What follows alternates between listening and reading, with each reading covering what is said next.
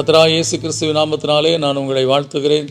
இந்த ஆசீர்வாதத்தின் விடியல் என்று சொல்லக்கூடிய நிகழ்ச்சியிலே உங்களை சந்திப்பதிலே மிகுந்த மகிழ்ச்சி அடைகிறேன். இந்த நாளிலே நான் உங்களோடு கூட பகிர்ந்து கொள்ளும்படியான தேவனுடைய வார்த்தை மத்தேயு எழுதின சுவிசேஷம் 10ஆம் அதிகாரம் 31ஆம் வசனம்.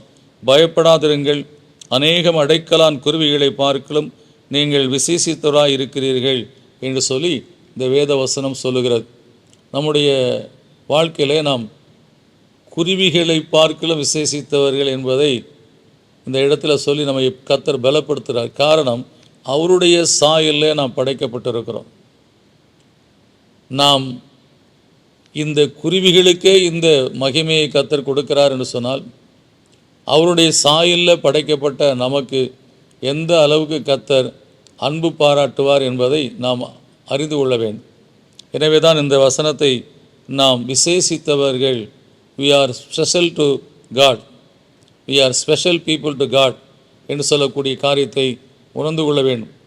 எனவே நாம் இந்த உலகத்திலே பல தரப்பட்ட மக்கள் மத்தியிலே, பலவிதமான மக்கள் மத்தியிலே நாம் வாழ்ந்து கொண்டு இருக்கிறோம். ஆனால் நீங்களும் நானும் தேவனுக்கு விசேஷமானவர்கள்.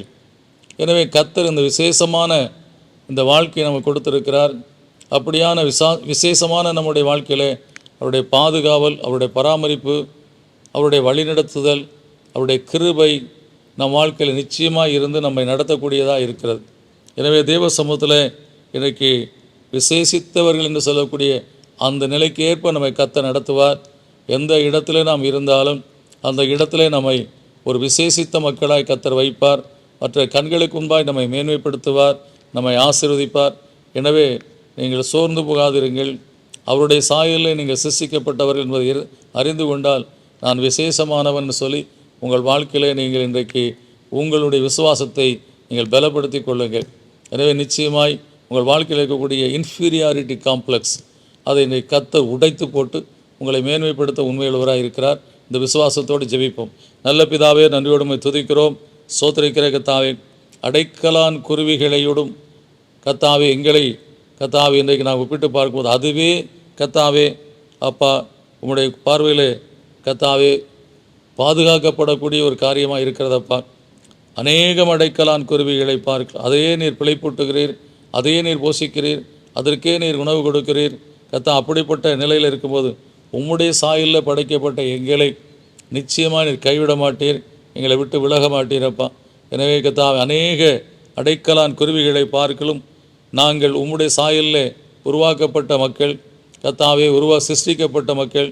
நிச்சயமாய் கர்த்தாவே எங்களுக்கொன்று சொல்லி விசேஷித்த காரியத்தை நீர் கொடுத்திருக்கிறீர், வைத்திருக்கிறீர். இந்த நாளிலும் கூட அநேகருடைய கர்த்தாவே கண்களுக்கு முன்பாக நாங்கள் விசேஷமானவர் என்று சொல்லி நாங்களே அறிந்து கொள்ளும்படியாய் அவருடைய கண்களுக்கு முன்பாக எங்களை மேன்மைப்படுத்தி நாங்கள் போகிற வருகிற காரியங்களிலே உம்முடைய கிருபை இருந்து எங்களை ஜெயமாய் நடத்தி ஆசீர்வதிக்கும்படியாக ஜெபிக்கிறோம். இயேசுவின் நாமத்தில் கேட்கும் நல்ல பிதாவே, ஆமென். நிச்சயமாய் கர்த்தர் நீங்கள் விசேஷமானவர் என்பதை இதனால் உங்களுக்கு விளங்க பண்ணுவார்.